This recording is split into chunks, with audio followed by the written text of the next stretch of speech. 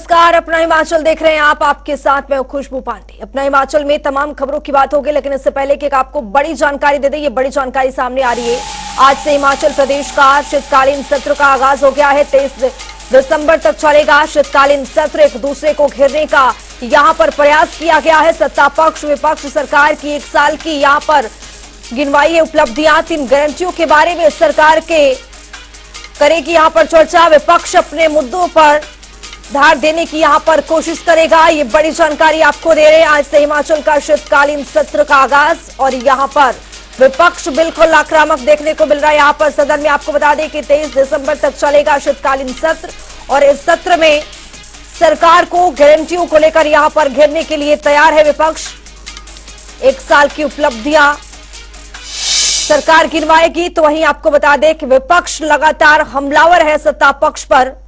23 दिसंबर तक चलेगा शीतकालीन सत्र। सुखू सरकार ने 1 साल की अपनी उपलब्धियां गिनवाई है। अगले 3 गारंटियों पर भी बात की है। विधानसभा उपाध्यक्ष का यहां पर चयन कर सकते हैं। ये बड़ी जानकारी। कानून व्यवस्था, प्राकृतिक आपदा जैसे तमाम यहां पर मुद्दे रखे गए हैं। क्रिप्टो करेंसी मामला भी यहां पर रखा गया है सत्र में। सड़कों की हालत, कर्ज लेने, खनन समस्या जैसी तमाम ऐसे मुद्दे हैं जो सदन में आज उठाया गया है। केंद्र से आने वाले पैसों पर भी चर्चा हुई है। शीत सत्र की आज से आगाज। संस्थानों को बंद करने पर भी विचार विमर्श, चर्चा। स्टाम्प ड्यूटी से जुड़े संशोधन पर भी चर्चा। तो हमारे साथ हमारे सहयोगी विकास शर्मा जुड़ चुके हैं शिमला से। विकास, आज किस तरह से सदन में कार्यवाही देखी गई है? सत्ता पक्ष और विपक्ष के बीच किस तरह से यहां पर सवाल जवाब हुए? देखिए, सदन के भीतर, क्योंकि सदन के भीतर बाद में उससे पहले विपक्ष का हंगामा सदन के बाहर जो है वो देखने के लिए मिला और विपक्ष का यही कहना था कि किस तरह से आखिरकार झूठ बोलकर सत्ता जो है वो कांग्रेस ने यहाँ पर हथियाई और कांग्रेस की जो गारंटी है उसको लेकर कई तरह के सवाल यहाँ पर उठाए गए। ये एक बड़ी वजह थी कि आज प्रदर्शन इस बाबत किया गया और जो ये तपोवन में यानी धर्मशाला में जो शीतकालीन सत्र उसका आज से आगाज हो रहा था, ठीक उससे पहले ही सदन के बाहर सत्ता पक्ष को घेरती हुई कहीं ना कहीं जो भाजपा है वो यहाँ पर नजर आई, यानी विपक्ष जो है वो पूरी तरह से यहाँ पर नजर आया। और इसके साथ ही क्योंकि अहम ये भी हो जाता है, पहले से ही एक कयास लगाए जा रहे थे कि बीते कल ही जो विधायक दलों की दोनों ही पार्टी की जो बैठक हुई है, यानी कि सीएलपी की जो बैठक हुई थी और उसके साथ साथ भाजपा विधायक दल की बैठक हुई थी, इन दोनों ही दलों की बैठकों में ये पहले से कार्यक्रम जो है वो तय था कि आज किस तरह से विधानसभा का जो है वो अंदर सत्र जो है वो रहने वाला है। लेकिन ये भी साफ ही था कि इससे पहले जो प्रदर्शन है वो यहाँ पर किया जाएगा। कांग्रेस की गारंटियों को लेकर कहीं ना कहीं सवाल जो है वो यहाँ पर उठाए गए और ये कहा गया कि झूठ बोलकर जनता से इस तरह से गारंटी जो है वो यहाँ पर दी गई है जिन्हें पूरा जो है वो समय पर यहाँ पर नहीं किया जा रहा है। लेकिन उसके बाद विधानसभा का जो शीतकालीन सत्र है वो आज उसका आगाज हो गया है और सत्र की शुरुआत यहाँ पर हुई। सबसे पहले जिस तरह से हमने पहले भी बताया कि जो नए 2 मंत्री थे उन 2 मंत्रियों की जो है अंदर पहचान उनकी कराई गई, उनका तारुफ जो है वो अंदर करवाया गया और उसके बाद शोकोद्गार हुआ। शोकोद्गार के बाद प्रश्नकाल हुआ, लेकिन प्रश्नकाल जो है वो बेहद सूक्ष्म था, बहुत ही छोटा था। 2 ही सवाल जो है वो यहाँ पर पूछ पाए, लेकिन उससे पहले का समय जो है वो यहाँ पर पूरा हो गया था पूरी तरह से। अब तक क्योंकि 2 बजे से कार्रवाई की शुरुआत जो है वो दोबारा होनी है, अब से कुछ ही मिनट में जो है कार्रवाई की शुरुआत जो है वो दोबारा से शुरू होगी, जिसमें अब तक जो नियम 130 से पहले के जो एजेंडा आइटम्स थे वो सभी के सभी शांतिपूर्ण तरीके से जो है वो अंदर चले। लेकिन नियम 130 के तहत जो 2 विधायक चर्चा के लिए विषय मांग रहे हैं उसके ऊपर चर्चा जो है वो अभी भी होनी है। तो ऐसे में ये माना जा रहा है कि अभी तक तो फिलहाल शांतिपूर्ण तरीके से ये सत्र पूरा चला है, लेकिन आगे यानी आप जब भोजनावकाश के बाद एक बार फिर से कार्रवाई की शुरुआत होगी तो कहीं ना कहीं हंगामा जरूर यहाँ पर बरप सकता है। विपक्ष कई मुद्दों को लेकर सत्ता पक्ष को सदन के भीतर भी घेरने की तैयारी किए हुए है। अब देखना यही होगा, क्योंकि देखिए बहुत ही महत्वपूर्ण हो जाता है जब मुख्यमंत्री ये बात कहते हैं मीडिया में इस सत्र की शुरुआत से पहले ही, कुछ दिन पहले ही उनकी तरफ से कहा गया जो नियुक्तियां हैं वो अब यहाँ पर होनी है। तो ऐसे में क्या डिप्टी स्पीकर की नियुक्ति यहाँ पर हो सकती है? अगर हो सकती है तो उसमें विनय कुमार का नाम सबसे ऊपर जो है वो चल रहा है। विनय कुमार विधायक है रेणुका जी से और ऐसे में आज ये तय माना जा रहा है कि उनकी नियुक्ति जो है बतौर डिप्टी स्पीकर यहाँ पर की जा सकती है। और इसके साथ ही मुख्य सचेतक और जो सचेतक हैं उनकी नियुक्तियां भी यहाँ पर की जा सकती है। तो देखना यही होगा कि किनको यहाँ पर मौका मिलता है, कौन विधानसभा के जो सदस्य हैं यानी कौन वो विधायक हैं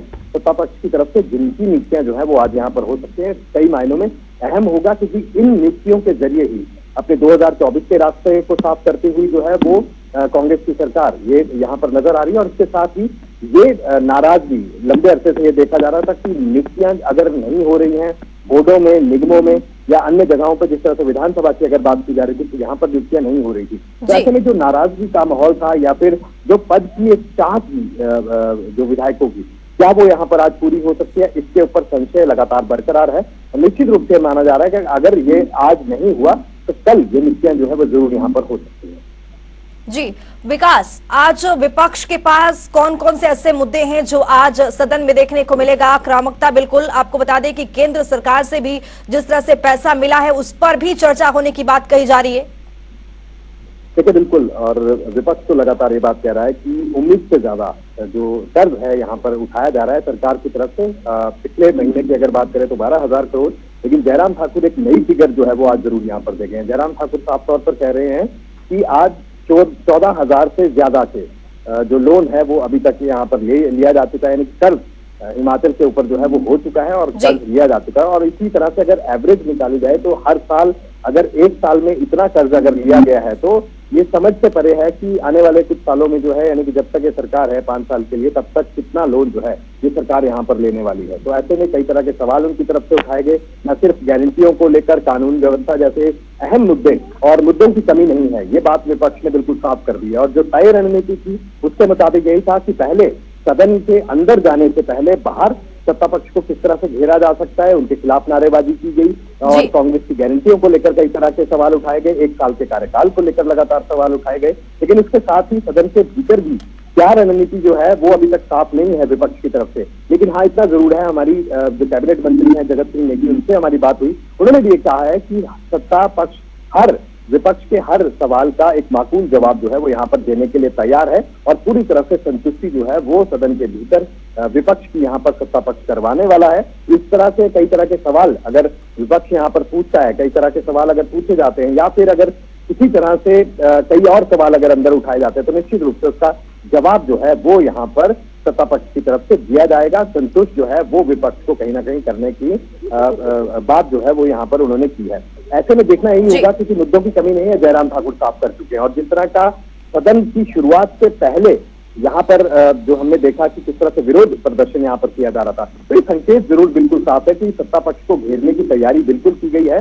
मुद्दों की झड़ी है, मुद्दों की कमी नहीं है और ऐसे में हर जनता के मुद्दे को उठाने की बात जो है वो यहाँ पर विपक्ष की तरफ से भी की जा रही है। ठीक है, बहुत शुक्रिया विकास शर्मा तमाम जानकारी साझा करने के लिए। तो आपको बता दें कि धर्मशाला में शीतकालीन सत्र का आगाज हो गया आज से और अगली 3 गारंटियों पर आज बात की जाएगी। विधानसभा उपाध्यक्ष का भी यहां पर चयन हो सकता है। आपको बता दें कि कानून व्यवस्था, प्राकृतिक आपदा जैसे तमाम मुद्दे विपक्ष की ओर से यहां पर रखा जाएगा।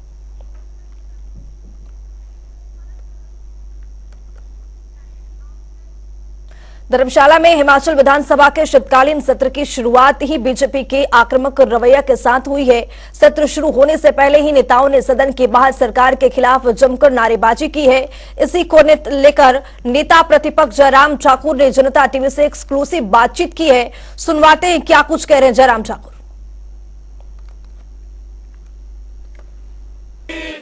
विधानसभा के शीतकालीन सत्र का आज पहला दिन है और विपक्ष लगातार हंगामा कर रहा है। देखिए किस तरह से जो गारंटियां हैं उनको लेकर और अपना विरोध जो है वो यहाँ पर दर्ज किया है। जयराम ठाकुर हमारे साथ बात करने के लिए मौजूद हैं। सर, किस तरह से आज प्रदर्शन किया जा रहा है, क्या वजह है?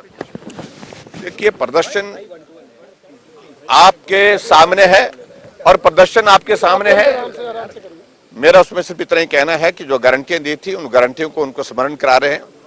सत्ता बनाने के लिए झूठ बोलना और झूठ बोल करके सरकार चलाना ये अब संभव नहीं है।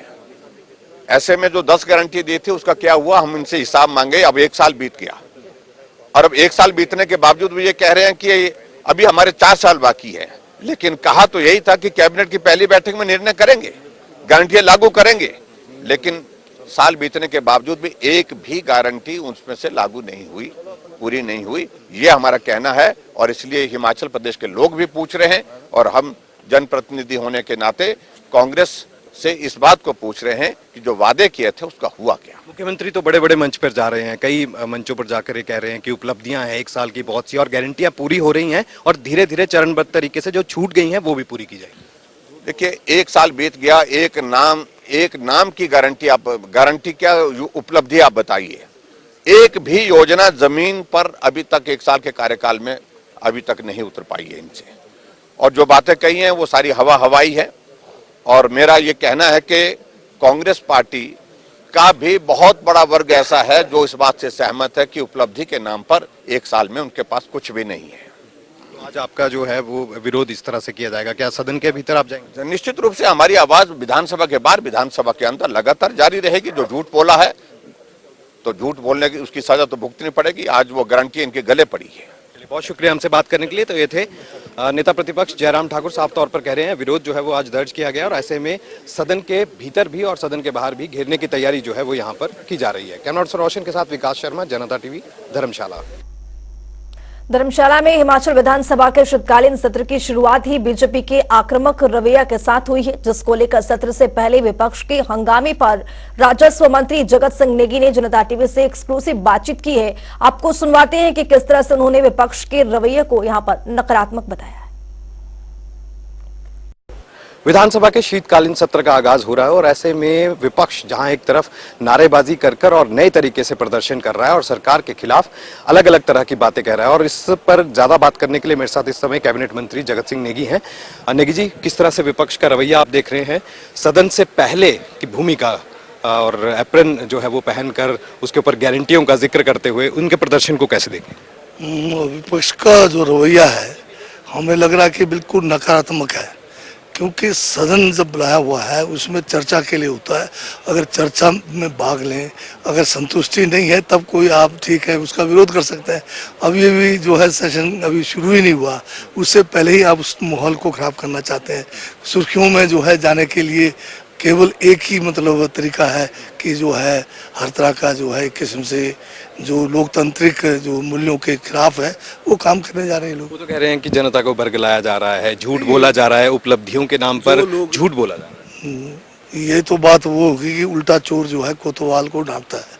सारी गारंटियां हमने जो दी है पूरी हो रही है गारंटियां। ओपीएस का सबसे बड़ा गारंटी, इसको कैसे झूठ कह सकते हैं, कैसे इसको ठगी का बात कह सकते हैं आप? जो है एक झूठ को बार बार बोलो, झूठ को बार बार बोलो, ये इनका मूल मंत्र है ताकि लोगों को जो है गुमराह करते रहेंगे। तो ये बात चलने वाला नहीं है। सत्ता पक्ष की पूरी तैयारी है अंदर, किस तरह से जवाब दिया जाएगा? हम हर तरह से जो है इनको जो है तसल्ली कराएंगे। चलिए, बहुत शुक्रिया हमसे बात करने के लिए। तो ये थे जगत सिंह नेगी, साफ तौर पर कह रहे हैं कि विपक्ष के हर सवाल का जवाब जो है वो यहाँ पर सदन के भीतर दिया जाएगा। कैमरा पर्सन रोशन के साथ विकास शर्मा, जनता टीवी, धर्मशाला।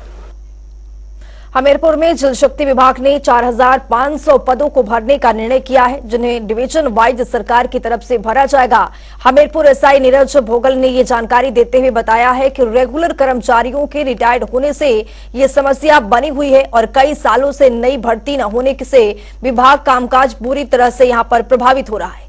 लेकिन अब 4,500 विभिन्न पदों को भरने से कर्मचारियों की कमी पूरी होगी और इससे जल शक्ति विभाग का कामकाज भी सही ढंग से चलेगा।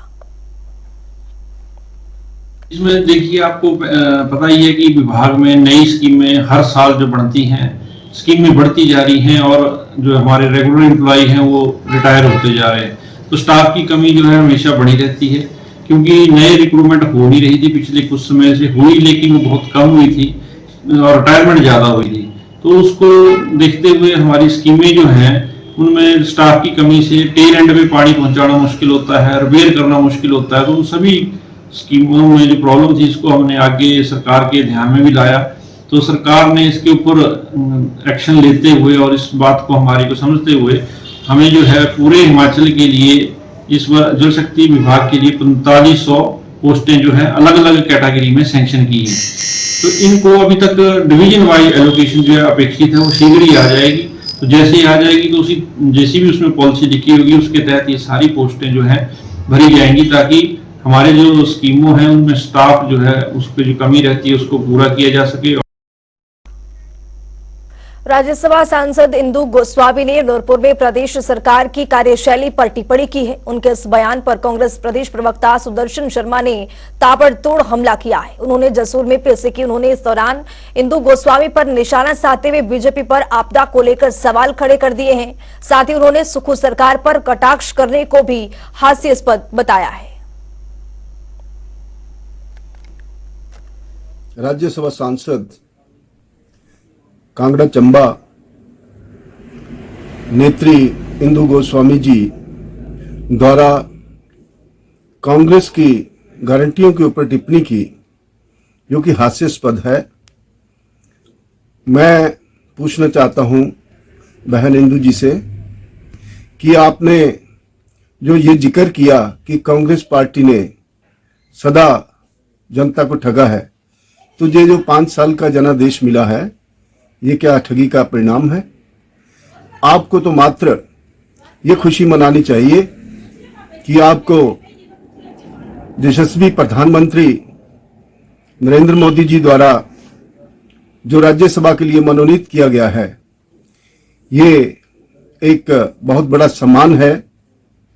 और ये ऐसा बोलने के लिए कांग्रेस को जो बार बार टिप्पणियां करने के लिए ही आपको मनोनीत किया गया है, आपकी बातों से जाहिर होता है। रही बात गारंटियों की, गारंटियों का 10 गारंटियां जो थी, उसमें से 3 गारंटियां जो चरणबद्ध तरीके से अमल में लाई गई हैं, और जो हमारा समय बचा है 4 साल का, उसमें जो 7 गारंटियां हैं वो भी चरणबद्ध तरीके से, इसके लिए हम वचनबद्ध हैं। और हमारे मुख्यमंत्री ठाकुर सुखविंदर सिंह सुक्खू जी जो प्रयासरत हैं और संसाधन जुटा रहे हैं, और उसके लिए भी वो 4 वर्ष में पूरी कर दी जाएंगी। चंबा पुलिस ने नशे के खिलाफ विशेष अभियान चलाया है। इस अभियान में नशा तस्करों पर नकेल कसी जा रही है, जो पिछले कई वर्षों से चंबा में नशा फैला रहे हैं। और अब इस नशे की चपेट में युवा भी नजर आ रहे हैं। युवाओं को नशे से बचाने के लिए चंबा पुलिस प्रशासन ने विशेष अभियान चलाया है। वहीं डीएसपी चुरा रंजन शर्मा ने जानकारी देते हुए बताया है कि नशा तस्करों को बख्शा नहीं जाएगा। इससे रिलेटेड विशेष अभियान भी चलाएंगे, लेकिन वैसे ही हम रूटीन में ही जो भी नशा अगर कहीं पे फैल रहा है, नशा का अगर कहीं पे हमारे को ऐसे अंदेशा है कि इधर से कोई भी नशे की जो खेप है कहीं जा रही है, हमें इन्फॉर्मेशन मिलती है, या हम रूटीन में भी नाकाबंदी करते रहते हैं टाइम टू टाइम, तो उसमें भी इसको हम कवर करते हैं। और इन्फॉर्मेशन मिलती है तो भी उसको कवर करते हैं। और अगर ये चीज़ ऐसी बढ़ रही है, जैसे यहाँ भी इस चीज़ का ज़्यादा अगर प्रचलन बढ़ने का अंदेशा हो रहा है, तो इसके ऊपर हम और सख्त से सख्त कार्रवाई करने के बारे में आगे एक्शन लेंगे। नालागढ़ के बीडीओ कार्यालय में कार्यक्रम का आयोजन किया गया। इस कार्यक्रम में नालागढ़ जिला के खनिज फाउंडेशन ट्रस्ट की ओर से नालागढ़ के अंतर्गत आने वाली विभिन्न पंचायतों के विकास कार्यों के लिए 2 करोड़ 29 लाख रुपए स्वीकृत करवाए गए। कार्यक्रम में नालागढ़ के विधायक कृष्णलाल मुख्य अतिथि के रूप में शामिल हुए। कृष्णलाल ने नालागढ़ बीडीओ गौरव धीमान को खनिज फाउंडेशन ट्रस्ट में स्वीकृत करवाए गए फंड से 1 करोड़ 83 लाख रुपए का चेक दिया, जिसको आने वाले सभी पंचायतों के विकास पर खर्च किया जाएगा। खनिज फाउंडेशन ट्रस्ट ने 2 करोड़ 29 लाख पंचायतों के विकास के लिए दिए। ये राशि पंचायतों के रुके विकास कार्य करवाए जाएंगे। मुझे बताते हुए खुशी हो रही है कि नालागढ़ विधानसभा क्षेत्र के लिए DMFT मीन्स के डिस्ट्रिक्ट मिनरल फाउंडेशन ट्रस्ट जो है, उसके अंतर्गत 2 करोड़ 29 लाख रुपया स्वीकृत करवाया अलग अलग पंचायतों के लिए, जिसमें से 1 करोड़ 65 लाख 50 हजार रुपए की जो धनराशि है चेक के माध्यम से बीडीओ नालागढ़ को भेंट की गई है, ताकि ये पंचायतों को वितरित की जा सके।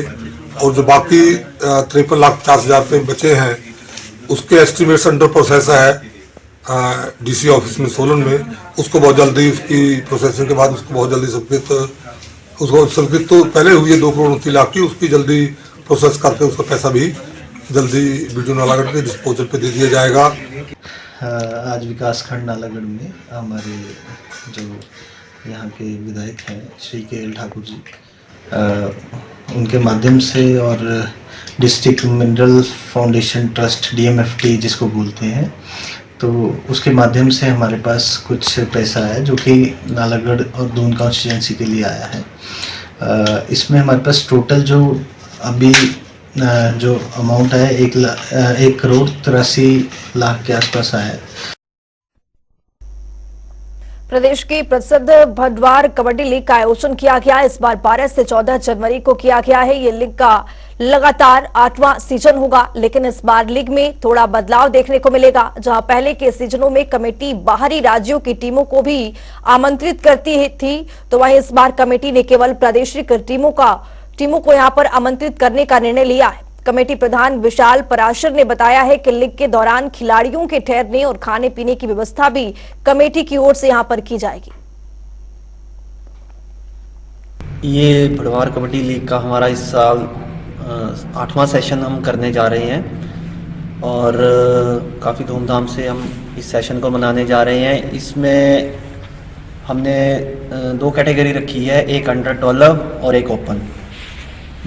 12, 13 और 14 जनवरी 2024 को हमारे 3 दिन ये मैच होंगे, जिसमें 12 तारीख को हमारा जूनियर टीम्स का जो अंडर 12 होगा, 1 जनवरी 2012 के बाद के जो डेट ऑफ बर्थ के बच्चे हैं वो इसमें भाग ले सकते हैं, और जो 13 और 14 तारीख को है वो ओपन कैटेगरी में होगा। तो और जो इनाम राशि रखी गई है वो है, जो जूनियर विंग है उसमें हमने रखा है 11,000 विनर टीम और 5100 रुपया रनर अप टीम के लिए। वहीं अगर हम सीनियर्स की बात करें तो 31,000 सीनियर विनर और 21,000 रनर अप के लिए। इसके बाद हमने एक और चीज़ इस बार ऐड की है कि सिर्फ हिमाचल के ही खिलाड़ी इस टूर्नामेंट में भाग ले सकेंगे। इस बुलेटिन में मेरे साथ इतना ही। नमस्कार।